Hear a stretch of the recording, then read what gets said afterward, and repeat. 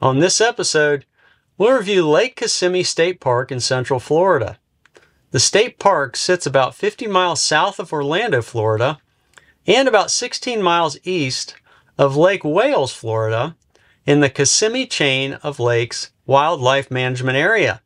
Secluded and mature, the park and campground certainly make you feel like you're away from it all. The private campsites and wonderfully mature tree canopy make for a very relaxing experience with wildlife meandering through the campground. Hey everybody, I'm John Marucci. I'm an avid traveler and teacher and love to explore.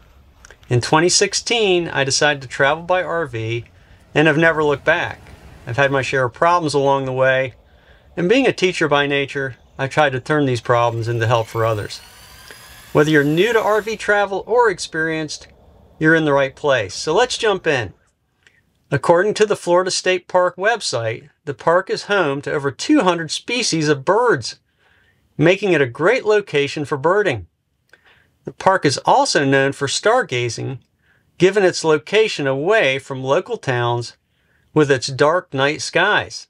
We notice plenty of birds during a few morning runs and witness white-tailed deer casually walking in the campground, even stopping at our campsite.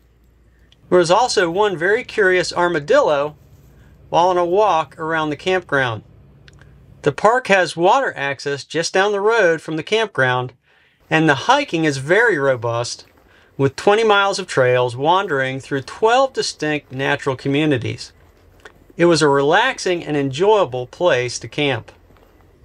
The campsites at Lake Kissimmee State Park are idyllic and sit among very mature trees that provide a nice canopy. The 60 campsites have 30 amp electric, city water, and are generally private. Each of the 2 campground loops have a bathhouse with showers, and there's a dump station near the campsites that can accommodate a single RV dumping. Before we delve into our 5 criteria for rating a campground, we want to remind you about our RV maintenance process document page on johnmarucci.com. We have detailed process documents on everything from winterization and dewinterization to replacing vinyl trim to backing in a travel trailer. Each process has a free downloadable PDF that you can take with you when doing RV maintenance. Just head over to johnmarucci.com/docs and downloads, and we'll put a link in the video description below. There are 5 criteria we look at when rating a campground. First up, hospitality and check-in. We give this a 5 out of 5 as it was very easy to check in. We were able to remain in our vehicle to check in, making it easy to confirm our reservation with the park manager, receive our site tag, and be on our way. Next in our review is infrastructure and amenities, which we're giving a 3 out of 5. The main park roads and campground loop roads are paved and in fair condition, and it was very easy to maneuver with the truck and trailer. However, the loop road is narrow, and some of the campsites sit somewhat perpendicular to the loop road, making it difficult to back in to the campsites. The bathhouses at the campground loops were in good condition, and there are laundry machines available at the bathhouses. There's a single dump station at the campground that is in good condition. Like most Florida state parks, there's a security gate at the park entrance to enter when the ranger station is closed. One infrastructure issue we ran into was the electrical box at our site. There were several times when the electric box 30 amp breaker flipped while we were using power.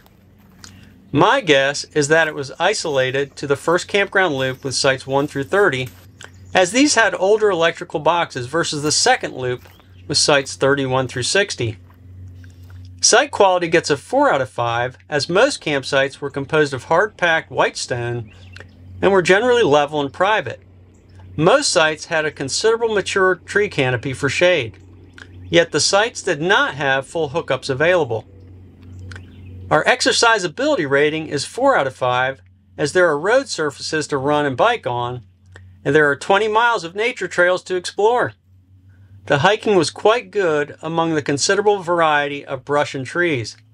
There was also a significant bird population to entertain while hiking. For boaters, there is easy access to the river. For our final rating, we were given a 2 out of 5 for workability, as the bandwidth on my Verizon iPhone was pretty much non-existent. We were able to use Starlink at our campsite, Site 15, and did get 126 megabits per second down and 16.4 megabits per second up, but that was because our site was one that didn't have trees to the north. Most other sites likely would have been hindered by the tree canopy where Starlink is concerned. Overall, given my need to work remotely, I would not stay at Lake Kissimmee State Park again, although the hiking, quality of the surroundings, and campsites were excellent.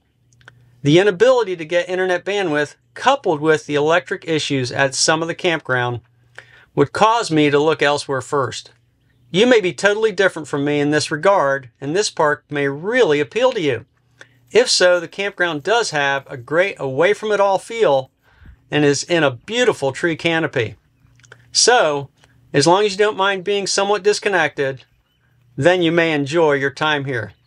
Okay, that'll do it for now. If you find this video helpful, please click the like button, share it with friends on social media, and remember to subscribe to the channel. Thanks for watching. Stay safe. This is John Marucci, and so long for now.